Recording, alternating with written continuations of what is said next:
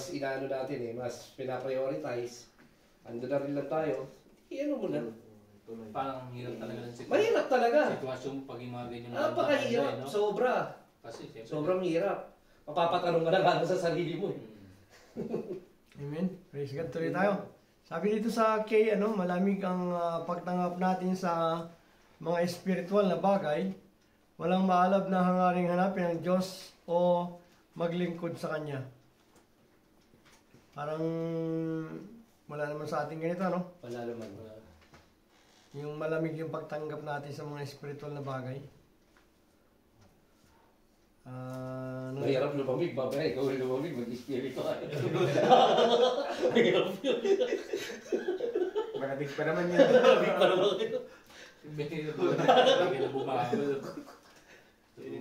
Sabi yan, walang maalab na hangaring hanapin ang Diyos o maglingkod sa Kanya. So, nandun naman yung design natin sa paglilingkod, pero Amen. siguro lalagyan natin ng kaunting init pa. Sabi yung kailangan may alab eh. So, ayan. Tuloy pa tayo dito sa D. D, pagkilos ng paglagong espiritual. Ayun, yun sa ayun, kagaya ng pas yan, hindi pagkilos sa paglago espiritual. Di ba, pag nagdi-devotion nyo ako, pag gagawin ko na, talaga natatapat na eh. May mga message. Bro, ang daming ngayon, Ramadan. Alam mo yun, yung natapat pa talaga. Tapos magtuturo ka ng music, obligado eh. Kay Pastor Edmond, dalawa na nga kayo nag-ano sa akin eh. Kay Pastor Edmond, obligado may devotion. Dito, may devotion. Eh dapat na nararapat na naman talaga kasi sa isang manggagawa. Yun ang kalaban ko, sa totoo lang. Yung di pagkilos sa paglagong espiritual, ang hirap paglabanan para sa akin sa ngayon. Tinatalo, hindi naman ako tinatalo, although nandito ako. Gusto ko siyang gawin. Pero mas masarap siyang gawin basta pag yung talagang ano mo siya. May isang puso. Sa puso mo siya. Ang hirap kasi gawin pag yung parang pipilitin mo lang ang sarili mo.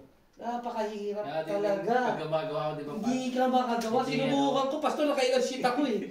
Nakailang punit ako ng ano eh. Ubus na kayo binigyan ni Bro Daniel eh. 1 yata yun, 2 na lang. Gusto ko i-note muna siya sa ano. Scratch muna. Oo, kaya, di ba pag gumagawa, twice a week lang. Although mahirap sa una, talaga mahirap kasi lalo na pag gano'n. Mag-devotion ka, pintinter. Okay yung ginagawa ni Brother Richard, kahit sa isang linggo 2 beses, nakakagawa. Kaya nga eh. Makakagawa na, basta natututukan. Talagang ano muna. Ay, si Tay Fredo, malimit na rin mo yan, halos araw-araw na eh. Minsan nga, iniiwasan ko na lang magbasa doon sa grupo. Sa 120 ka. Iniiwasan ko na lang basahin. 120 days. Iniiwasan ko eh. Alam mo yun, sa totoo lang. Sa akin eh, intindihan mo talaga kasi laki na sulat. Talaga sa ito lang eh.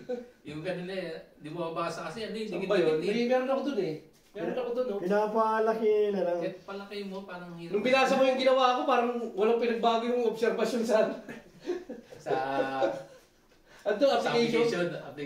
Pero kahit ako, matagal na Wala akong nagbago eh. Sinubukan ko naman. Maano yan, sa pangalawang gawa mo. kahit ako matagal lang gumagawa, matagal pa rin akong mag-devotion. Oo, tagal mo pas. Lumalagpas ng 30 minutes. Parang walang pinagbago eh. Oo. Sa akin, 30 to 1 hour. 1 hour. Ano ba? Kasi hinihimay-himay ko eh. Oo. Pero maganda mag-devotion. Si Tay Fredo, ilang minuto po yung devotion niyo po, Tay Fredo? Saan? Oras ko pag hindi ko mapakaloan. May isang oras sa'yo, Tay Fredo, o 30 minutes? Mga isang oras na Sa akin din, inaabot na isang oras minsan. Di ba? Ganun nga, oras talaga. Di ba, bro? Bro Doggy?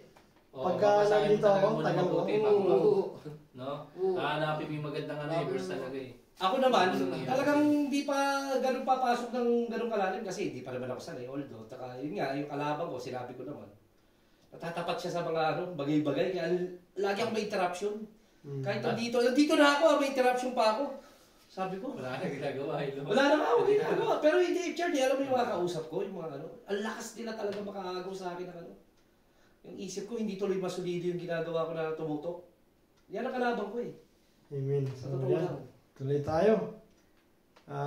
Alam ko, darating yung time na bibigyan tayo ng Panginoong Diyos ng yung para lumago. Ito, paano siya gawin? Malilibil up spiritual. Amen. Picturean mo. Dito tayo sa last, sa E. Ang ating oras, lakas, pansin ay nagugula sa kadalasan sa ambisyon. Ito ba yung nangyayari? Oo. Madalas talaga. Lagi na. Madalas. So, paano kaya natin ito maiwasan?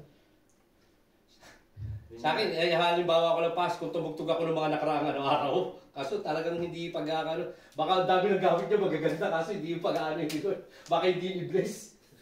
Gusto kong habulabulin na sa online. Kasi hindi Iisipin nyo na lang, yung ginagawa nyo sa ano pattern ko? pamilya, Picturean mo para. Vision, tsaka Babasa ka lang naman ng para- isang chapter eh. ginagawa nyo para sa Panginoon. Hindi buong chapter. Amen. Gumawa niya eh. Pagka ano tayo Fredo, kung nasa puso natin yung Ang problema, hindi nga pagka nagugol tayo ng gano'n, Kaya mag-iisip ka talaga. so, ibig sabihin, kung mabisi tayo dito sa mga negosyo o pamilya o ambisyon, ay talagang naubos yung oras natin sa Diyos. So, kaya ang ibig sabihin yan, talagang medyo i-minimize natin yung mga activities dyan sa mga ambisyon na yan. Magkaroon man tayo ng ano lang, minimal, para hindi maubos doon yung oras natin. Amen. So, kasi sabi dyan, ang ating oras, lakas, pansin ay nagugugol. Kadalasan sa ambisyon. Ngayon, kung mamalis yan, di may baling sa paglilingkod sa Panginoon. Yun nga, yun nga ang pinaka-dapat. Kasi kung sabihin mo, iniisip mo na ito ay gagawin ko para sa Diyos, yung pamilya, yung pag-ano sa ano. Pero, kasi dapat may time tayo sa Diyos. Bibigyan mo talaga ng time out say, no? Iba, ako yung sinasabi na balance, ibang balanse mo. Kasi minsan nauubos na dahil dyan eh. Minsan sa... Wala ka na minsan. kulang pa ito ng isa eh. Game, yung huli. Ambisyon, pamilya, negosyo, game. Games. Online games. Online games. Minsan naman ako na ano din ako doon sa mga yung mga short story. Maganda rin eh. Kaya binura ko na yung mga application nun. Minsan may nag-pop up pa rin kaya minsan nakakapanood pa rin ako. So, sa halip magdi-devotion ako noon, ay nanonood pa ako ng yung mga short movie. Ako Diba? sa YouTube. Ang hirap iwasan yun? Oo. Ganyan, magbabasa ako ng Bible sa cellphone pass. Kaya cellphone talaga yun. Naliligaw eh. Maliligaw ka talaga. Kaya FB, talaga yung Facebook. Kailangan talaga, libro nga. Okay, next tayo. Sa dalawang page lang naman ito eh. Ayan, nasaan na yun? Ito. Alam ko, nandito na yun sa Buko Dito ko pala. gumawa eh. Wala talagang laban tong ginawa ko eh. Yan. Ang inulit ko lang. Una lang yan. Wala eh. Wala akong laban eh. Ba't nawala?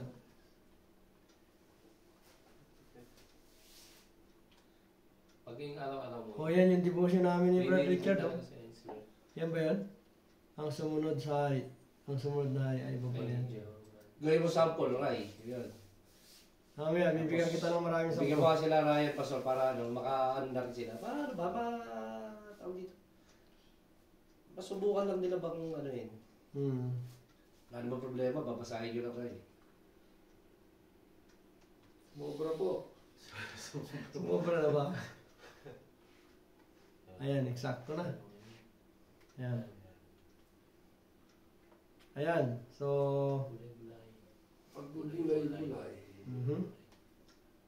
Pakibasa po tayo Prito. Sige po, ikaw tayo Prito, pakibasa. Pagbubulay. Pagbubulay-bulay. Kumusta naman ang aking paglagong espiritual at ang pakikipag-ugnayan ko sa Diyos. Iniibig ko ba siya tulad ng iba, tulad ng Dati na ako ay tinangay ng palayo sa Diyos.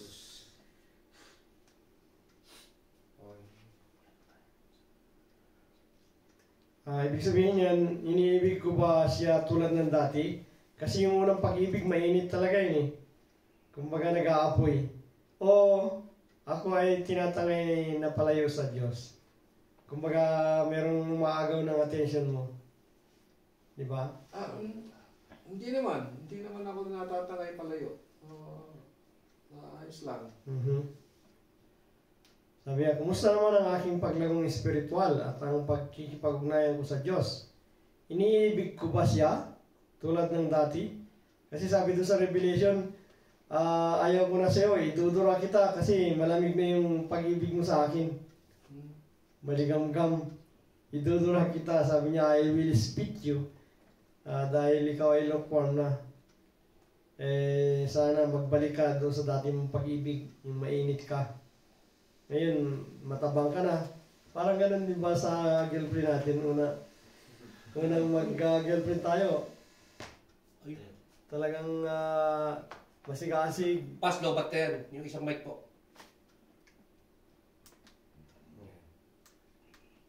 Ito po yan. Gano'n na yun. Rattle. Iba ito. Pindot lang yan, pas. Yan, okay na. Walang ilaw, ano? Hello, mic test. Ayun, ang lakas. Maganda. Ayan. Kay Kuya Darius. Yan. Ayan. Hello, Bro Darius. Kumusta na ka dyan? Ang lakas. Sana ganyan ka pa rin ngayon. Malakas pa rin sa Lord. Sobrang lakas. Sobrang lakas mo sa Lord, Bro Darius. Amen. So, yan po. Sabihin na tayo. Pakibasa, Bradley Marie. Ang lunas. Ang lunas. Ito yung mga solusyon. Paano ang lunas? Paano pinagsabihan ni Moises ang mga Israelita upang hindi sila maging mapagwalang bahala? Number 1. Alalahanin ng mga Israelita ang sumusunod. A. Na sila ay dating mga alipin sa Ehipto. Kusahin ko ba napas? Sige, mamaya na yung B. So, pinapakita dyan yung kwento ko kanina, no, na sila ay alipin. Pinapahirapan ng paraon, ng Ehipsyo. At sabi nga dyan, paano pinagsabihan ni Moises ang mga Israelita kung hindi sila maging mapagwalang bahala. Meron palang may kamay. Maging mapagwalang bahala. So, ano ba yung paano niya pinagsabihan? Paano pinagsabihan ni Moises? Pwede nating basahin yung sa 14. Verse 14. Siguraduhin ninyong hindi kayo magyayabang at dilimot sa Panginoon na inyong Diyos na nagtabas sa inyo sa Ehipto kung saan kayo inalipin. Ayun. So, binabanggit dun yung yung pagmamataas o pagyayabang. Huwag daw pong magyayabang kung marami na tayong blessing, kung tayo ay manager na, o kung tayo ay engineer. So, ano man yung naabot natin, dapat hindi natin yun ipagyabang. Makalimot. Sa halip ay magpakumbaba at laging lumapit sa Diyos, so huwag makalimot. So, yun po. So, yun yung dating kalagayan ng mga ng mga Israelita na talagang sila ay hirap na hirap. Pinapahirapan ng mga Ehipsyo. Tayo rin, dati isang kahig, isang tuka. Mahirap ang buhay. Diba? O kung dati man may kaya kayo, pero dumanas din ng kahirapan, so yung pagkaalis nyo doon sa kahirapan na naranasan nyo ay isang biyaya rin ng Panginoon. Kaya dapat, isa rin yun dapat sa mga alalahanin natin. So, kagaya rin sa sa B, na sila ay niligtas ng Panginoong Diyos mula sa Ehipsyo. So, tayo, the same apply, na nung tayo ay nandun, hindi pa nakakilala sa Panginoon, marami tayong mga kaguluhan sa buhay, mga masalimuot na buhay, di ba? Pero praise God, dinako tayo ng Lord sa Saudi para maging breadwinner. So, isang magandang po yun, Isang, lumihina na naman ito. isang magandang opportunity na yun po ay naranasan natin na simula doon sa mahirap na sitwasyon ay tayo ay ihinango ng Panginoong Diyos kagaya ng mga Israelita. Amen? Amen. Hindi pala kaput. Pwede na yan? Hindi, diyan. Sa kabilang daan. Sa kabila. Bulbul. Bulbul. Yun na eh. So, meron po ba tayong gustong idagdag dito? Ay, alam ko na. Na sila ay niligtas ng Panginoon Diyos mula sa mga Ehipsyo.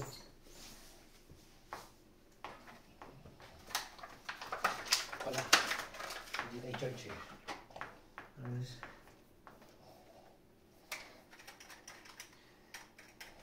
Yan natin to.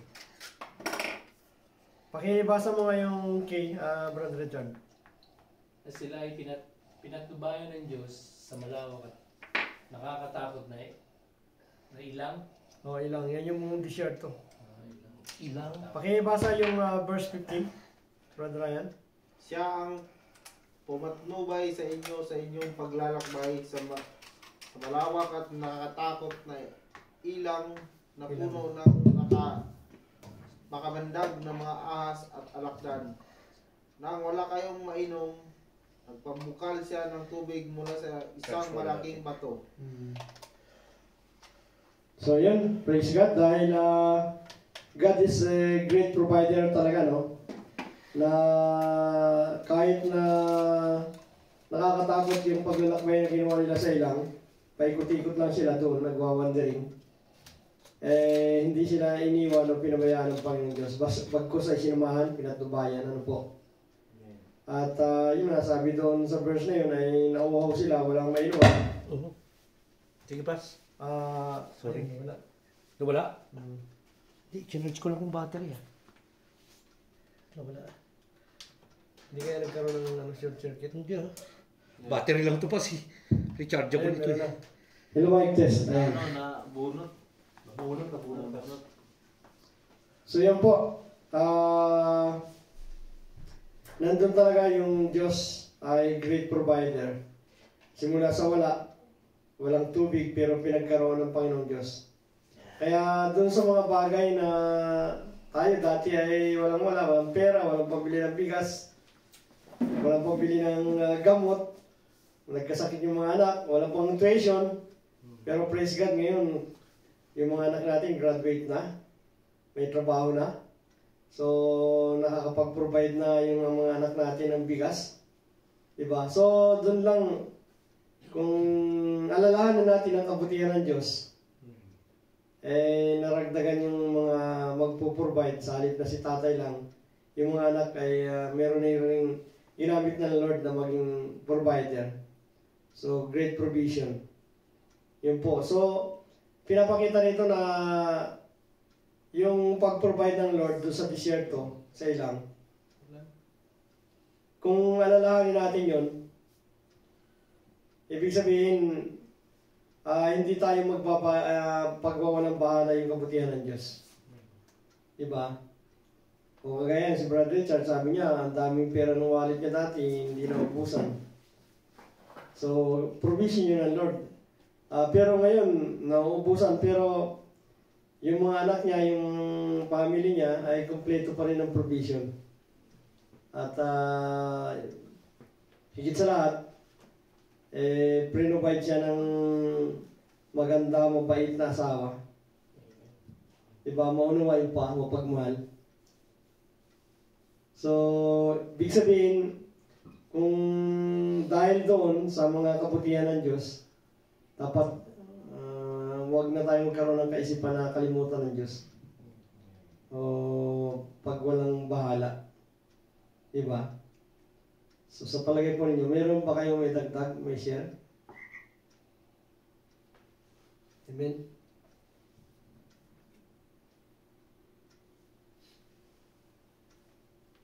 Minsan ba nagkaroon tayo ng feeling na natakot tayo dahil parang ang laki ng problema? May nangyari sa ating ganun? About Salpas. Basta problema sa Kahit anong problema? Oo naman. Study. Problema minsan, tinatalo talaga yung isip natin yan. Dinadaig talaga tayo yan. Lalo-lalo na noon, nung ano pa. Ako, yung nakikita ko na parang wala na akong naiipon. Nag-aalala ka na, no? Oo, nag-aalala Yung na. ano ka, parang Tapos nandito na yung minsan na parang... balisa ka. Na hindi mo hindi. Na-stress ka na. Pero ano eh. Nawawala ka na sa focus eh. Trabaho ng trabaho, wala naman Yun nga, lagi napapala. ako, may madalas ako sa ganun kasi. Parang sabi ko, trabaho ng trabaho ngayon. Pero yung Wala pwede naman ng napapala. sahod, parang dadaan lang tama yung oras lang eh. Mas wala na. Pero ayun lang ang ang importante dun is na nakakain naman tayo ng kung ano yung mga gusto natin kainin dito.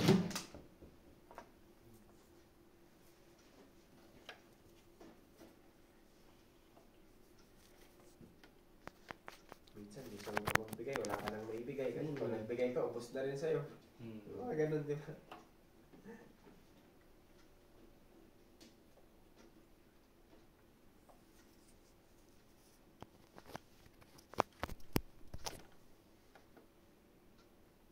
Yeah, birthday ng nanay. March din pala nanay mo. Si mama sa 29. Sa akin yun eh. Bigay nga na nanay. Padala akong pera.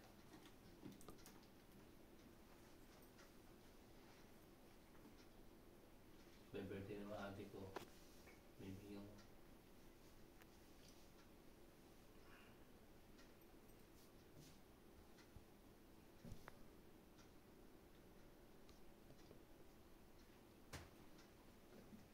Ayan, tuloy tayo. Dito na tayo sa D, ano? Na tinutugon ng Diyos ang pangailangan nila sa tubig at pagkain sa ilang. Ilang? O ilang. Diyan sa verse 15 and 16, pwede nating basahin yan. Alin pa, sa 15 muna o 16? 15. 16. O dalawin mo na. Verse 15. Ginabayan niya kayo sa malawak at nakakatakot na disyerto na may mga makabandag na ahas at mga alakdan. Walang tubig sa lugar na iyon, pero binigyan niya kayo ng tubig mula sa bato. Verse 16. Doon sa disyerto, binibigyan niya kayo ng mana, isang pagkain na hindi pa nalalaman ng inyong mga ninuno. Ginawa ito ng Panginoon para magpakumbaba kayo at para subukin kayo upang sa bandang huli maging mabuti ang inyong kalagayan. Amen. So yun po, no? Makita natin na talagang Diyos ay great provider. Kaya simula sa wala, nagpababa siya ng mga tinapay o para Skyflix, di ba? Skyflix. Doon ang galing yung mana, Skyflix. So, umaga, namumulot na lang sila. Kasi reklamo sila eh. Ang ganda ng buhay namin sa Egypt, maraming pagkain doon, pero pinapahirapan sila ng Egyptian. Pero sinasabi nila, mas maganda pa yung buhay doon. Kaya binigyan sila ng Diyos ng mana, yung pagka-umaga, ang dami, namumuti doon sa pupulutin na lang nila. Yung sabi binigyan ng instruction ni Moises, na sabi, huwag kayong kukuha ng marami kasi masira lang, uurin. Yung iba, akala nila wala na bukas. Nag-iipon sila ng marami, kaya nasira. Talagang matigas ang ulo, no? Sabi niya, tama lang yung kuha ninyo. Gahaman din yung iba kasi. So, ayun, kaya minsan na nagsawa sila sa mana, ano ba yan, no? Puro na lang mana, wala kaming nagpababa ng karni. Lumapag yung maraming mga bato-bato o ibon. So nagkaroon sila ng ibon ng pagkain na na karning ibon. So yun. Kaya talaga ang Diyos ay a great provider. Tapos nauhaw sila, minsan wala na silang dalang tubig. Kaya simula doon sa bato, ay sabi ng Panginoong Diyos kay Moises, ay hampasin mo yung bato at lalabas yung tubig. 2 beses yung sinabihan ng Diyos eh. Yung pangalawa, sabi niya, itutok mo lang at kausapin mo yung bato. Eh, yung ginawa, galit yung Moises, sinampas uli. Kaya nagalit din ang Panginoong Diyos kanya kasi hindi niya sinunod yung instruction. Yung una, pinampas talaga. Kaya nagkatubig. So, ayan.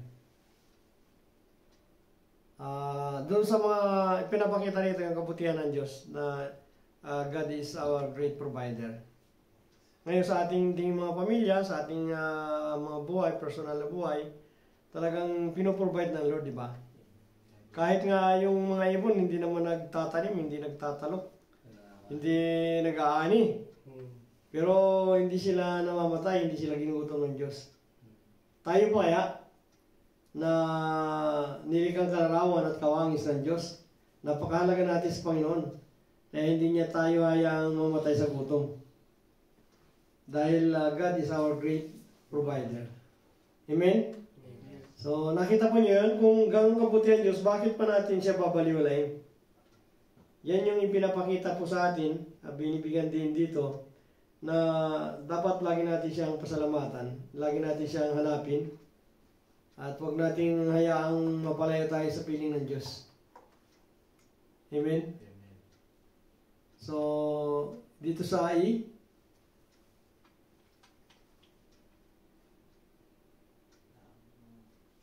pakibasa mga Brad Abilong. Na ang mga pagsubok at mga biyaya ay mula lahat sa Diyos. Ayan, di ba? Napakalinaw, no? O, kasi binasa na natin yung 16 kanina, yung tungkol doon sa sa mana, at saka yung hinampas yung bato, di ba? Nagkaroon ng tubig. So, kaya, yun po, sa mga pagsubok natin kinakaharap, basta lumapit lang tayo at nag-pray, so, ang Diyos yung mag-provide ng lahat ng ating needs. So, yan. So, nabasahin naman natin ang Brother Ryan yung sa G. Na lahat ng kayamanan at kasaganahan ay pawang pagpapala ng Diyos, na sa kanilang sarili ay wala silang magagawa. Ayan. Pakibasa rin natin yung 17 and 18. 17. Kaya wag na ninyong isipin na ang kayamanan ninyo'y bunga ng sariling lakas at kakayahan. 18. Subalit alahanin ninyo si Yahweh na inyong Diyos ang nagbigay sa inyo ng lakas upang yumaman kayo. Ginagawa niya ito bilang pagtupad niya sa kanyang pangako sa inyong mga ninuno. Amen. So, praise God. Ito ay minsan naging memory verse ko o naging kumbaga ng pagdaanan tungkol sa blessing kasi ito eh. Sabi niya, kaya huwag niyong kakalimutan ng Panginoon yung Diyos na si Yahweh. Dahil sa iyo nagbibigay ng lakas at ng talino para magkaroon kayo ng kayamanan. Diba? Sabi niya sa 18. Na lahat ng kayamanan at kasaganan ay pawang pagpapala ng Diyos. Na sa kanilang sarili wala silang magagawa. Kasi sabi diyan, kung ikaw ay panghinain, magkasakit, wala kang lakas, paano ka makapagtrabaho? Diba? Kaya hindi ka kikita.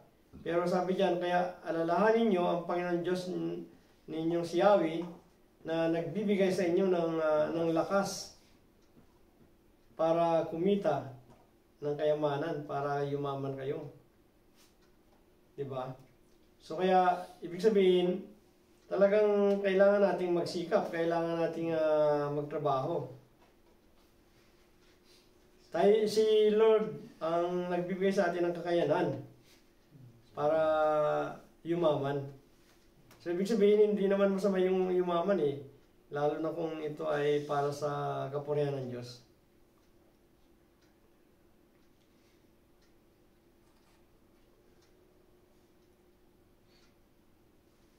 Pakiulit natin yung sa 18. Maganda yan. 18. Subalit alalahanin ninyo si Yahweh na inyong Diyos ang nagbigay sa inyo ng lakas upang yumaman kayo. Ginagawa niya ito bilang pagtupad niya sa kanyang pangako sa inyong mga ninuno. So, hindi masamang yumaman. Kasi si Solomon, ang yaman niya eh. Sabi ng iba, money is the root of evil, di ba? Pero kung yun ay papagamit ka sa pera, ikaw yung gagamit sa pera, hindi ikaw yung gagamitin ng pera. Kaya naging evil yun ay dahil nagpapagamit ka sa pera. Kumbaga yung puso mo nandun na sa pera, hindi na sa Diyos yung puso mo eh. Basta ang Panginoon Diyos na si Yahweh yung nagkaloob ng kakayanan sa atin para tayo ay yumaman. Pakibasa nga sa English, yung Brother Richard, yung English, sa cellphone mo yung English. Alin yung 18 pass? Oo, sa 18.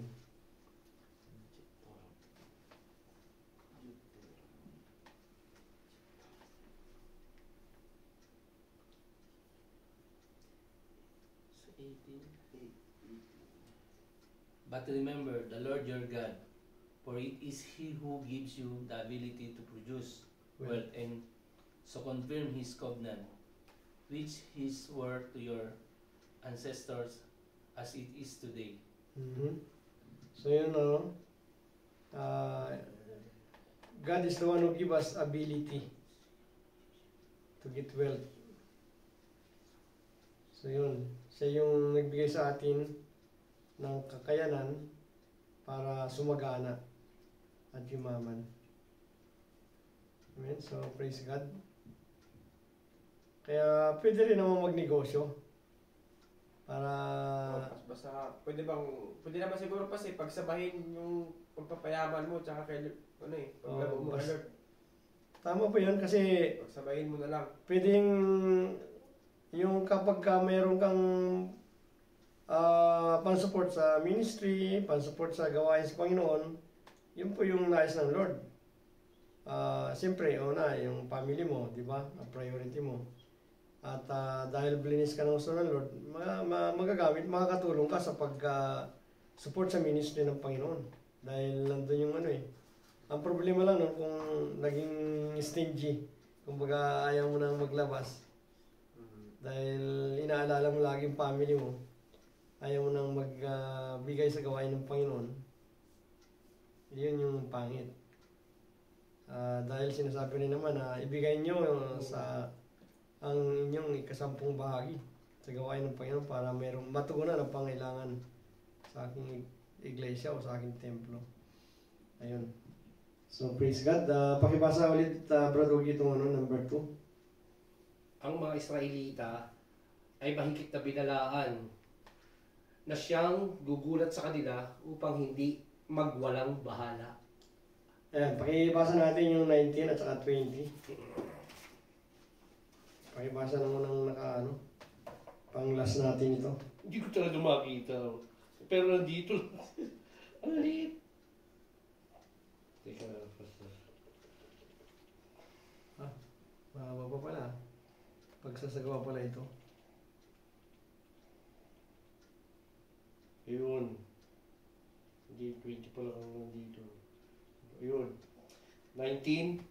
Kapag siya'y tinalikuran ninyo at sumamba kayo sa Diyos-Diyosan, ngayon pa'y binabalaan ko na kayo na malilipol kayo.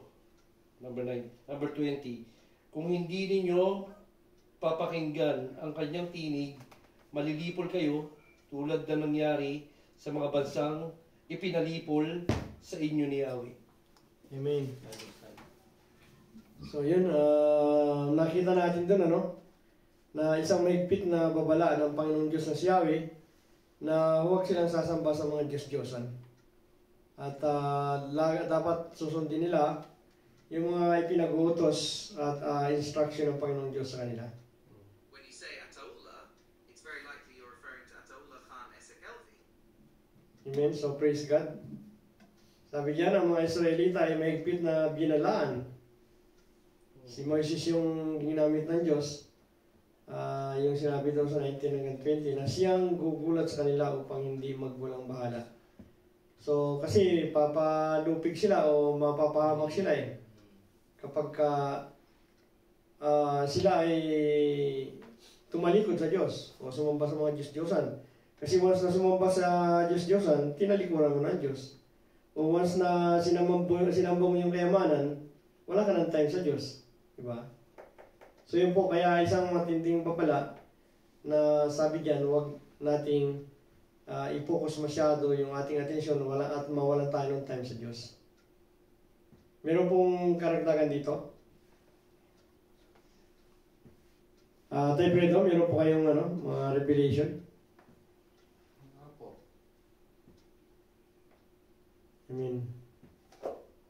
So, kung wala na po, tuloy tayo dito sa pagsasagawa naman. Pakibasa mo mga Brother Richard. Pagsasagawa, number 1. Sa isang pagsasagawa ng nasa itaas, ano ang ating magagawa sa ating buhay upang maiwasang mahulog sa kasalanan na pagwawalang bahala? Okay. Dapat nating alalahanin na dati tayong alipin ni Satanas at ang kabayaran ng ating kasalanan ay kamatayan. B. Dapat nating alalahanin ang Panginoong Hesukristo ay dumating upang iligtas tayo sa walang hanggang sumpa at binigyan tayo ng buhay na walang hanggan. So, ayan. Ito po ay masasabi natin na aplikasyon kung paano natin may sa pamuhay yung ating mga pinag-aralan. Kasi ang naging dahilan kaya tayo napapalayo sa Diyos, nakakalimot ay yung pagsasawalang bahala sa mga naranasan natin na kabutihan ng Panginoon. Na dati ay masalimot yung buhay natin, isang kaig, isang tuka, pero praise God, dinala tayo ng Diyos dito sa Saudi para kumita ng real at naging provider tayo ng ating family. Minsan naampiyasan pa yung ating mga kamag-anak, mga kapatid, di ba? So, tayo ay nagiging breadwinner. So, doon po sa punto na yun, ay isang paalala ng Lord na dati masilimot yung buhay mo, ngayon, pinagpala ka ng Panginoong Diyos. Kaya ano ba yung dapat mong gawin? Sabi diyan, yung pagsasagawa. Sabi diyan, dapat nating alalahanin. So, yun, inaalala natin, na dati tayong alipin ni Satanas. Dati, magsusugal tayo. Dati, tayo ay lasinggero. Dati, kantuboy lang tayo. Basagulero. Pero ngayon, praise God, dinala tayo sa Kanaan para magamit ng Lord. Amen? So, yun po ay isang Natawa kay Joe Mari Pastor. Dating basagulero. Ngayon, babayero na. Wow! Where is the changes there? Rest to be At least di na basagulero. Dapat mag-level up, ano? Nag-level up na pa. So, dati kasi pag basagulero, na talagang maraming kaaway. Basagulo. Pero pag babayero, may mahal ka na. Kaso lang, baka hindi lang isa, dalawa, tatlo. Sa ulo yun, Mas. So, dagdagan mo pa ng isang pagmamahal, mahalin mo ang Panginoong Diyos. Para pag si Lord yung minahal mo, tuturuan kang magmahal ng isa lang, tapat. Hindi naman ganun si Joe Marie, nagbibiro lang. Isa lang naman yung minahal niyan eh. Yeah, bro. Ayan. Sino ba yun? Isang team yung Sino ba yun? Ayan, so dati alipin tayo ni Satan, pero ngayon pinalaya tayo dahil tinanggap natin si Jesus. Dahil yung kabayaran ng kasalanan ay kamatayan. So, sa halip na tayo ay nandun na sa kamatayan, pero iniligtas tayo ng Panginoong Hesus doon sa tiyak na kamatayan. So yun, isang malaki pa rin pasasalamat natin sa Lord. Kaya, ano ba yung dapat natin gawin? Di ba? Magpatuloy na. At mag-level up. Yung level na papunta sa spiritual, mas malalang makamundo. Yan. Ayan. Mayroon po kayong karagdagan? Wala na po, Pastor. Okay, tuloy tayo sa B. Malapit na, alas 10 na. Dapat nating alalahanin ang Panginoong Jesucristo ay dumating upang iligtas tayo at walang hanggang sumpa. Doon sa walang hanggang sumpa. Wala kang lasyon. O, kasi ano yun eh, yung everlasting condemnation.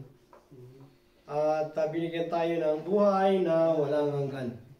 So, yun. Binigyan tayo ng buhay na walang hanggan, ano? Ayan. Tuloy na natin sa number 2. Ang versikulo 19 ay, pakibuklat natin yung 19. Ang versikulo 19 ay binabanggit sa ibang mga Diyos. Ano ang ibang mga Diyos? Meron tayo na ating buhay. Meron tayo sa ating buhay. Ang ating hanap buhay, kalungkutan, pamilya at iba pa ay maaaring nating maging Diyos na ipagpalit ang tunay na Diyos mula sa kaibuturan ng ating puso. Pakibasa nga yung 19. Kapag siya ay tinatalikuran ninyo at sumasamba kayo sa Diyos-Diyosan, ngayon pa'y binabalaan ko na kayo na malilipol kayo. Ayun. So, huwag nating sasambahin yung pera, huwag nating sasambahin yung... Kasi karamihan talaga yung pera ginagawa nila. Ayun, di ba? Karamihan yan, pera talaga sinasamba pas. Minsan yung babae rin sinasamba mo. Oh, hindi sabi nung girlfriend mo, huwag ka nang pumunta ron ha. Ako lang tayo, may lakad tayo. So, ibig sabihin, pag binigyan mo ng priority yung girlfriend mo, mas dinodiyos mo siya. Oo. Kaya maganda din siguro pas, same kayo. Same kayo Christian. Same kayo na pumunta ng church. Oo, same kayo Christian. Same kayo ng hangarin. Sabagay, si Sister Karen, Christian naman siya. O kaya, mayroon naman diyang Christian din. Kapit-bahay. So yun po, no? Basta hilingin natin sa Lord para hindi tayo, kasi pagka yun yung binigay ni Lord, hindi tayo masasaktan, hindi tayo magkakamali. At igagayad talaga tayo ng gusto ng Lord. Amen? Ayan. So, sa pangwakas, ito na po yung pinali, lahat tayo ay dapat mangilag sa paggapang ng pagwawalang bahala sa ating mga buhay. Kapag ang lahat na ay tumatakbo ng maayos, hindi natin dapat kalimutan ng Diyos. Sa halip, alalahanin natin kung paano niya tayo piniligtas, pinakain at pinagpala. Mangyari na lahat ng luwalhati at karangalan ay maibigay sa Kanya. So, ayan. Doon po sa ating mga pinag-aralan, ano po yung nagbigay ng marka sa atin? Na kumbaga na nag-highlight, nabigyan ng diin. Pwede po ba nating yung ating natutunan ngayong gabi? Kahit dalawa lang na o tatlo? Sige po. Sino pa yung mauna yung kanyang natutunan sa gabi ito? Sa akin pas, yung sa verse 19. Yung huwag tayong sasamba sa Diyos-Diyosan. Kundi masisira yung buhay talaga natin. Dapat si Lord lang yung priority natin. Amen. Praise God. So, ang Diyos-Diyosan ay hindi lamang yung rebulto natin nakita. Opo, pas. Ayan, pwede rin sa pera. Pera. O pwede rin yung ating sinasambang Ibang bagay. yung kanyang karektan. Ayan. Sino po yung gusto mag-share ng natutunan niya sa gabi nito? Sa akin, Lagi natin alalahanin na ang ginawa ni Jesucristo sa pagpawako sa krus ay pagliligtas sa atin sa buko ni Satanas upang magkaroon tayo ng buhay na walang hanggan. Amen. Amen. Praise God. Salamat po tayo, Fredo. Sino po po? Parang may sasabihin niya ito si Brother Ryan kanina eh. Sabi na po ni Tatay Fred. Naunahan ka. Ikaw po, Brad, Yun nga lang na dapat sa 11 yung huwag tayo makalimot sa Panginoon. Yung mga ibinibigay niya sa atin, dapat talagang nandun yung pasasalamat natin. Tapos sumunod sa sa mga nais niyang gawin sa buhay natin. Amen. Praise God. Wala po ba kayong natutunan tungkol dun sa pag-iwas dun sa pagwawalang bahala? Kanyari, kapag tinutuloy mo pa rin yung ano ba yan? Paglalaro. Pag-football ba? Pag-football o volleyball o basketball? Ano pong masabi niyong na natutunan yung paraan para yun ay maiwasan? Kasi pag ginagawa mo yun, binabaliwala mo si Lord eh.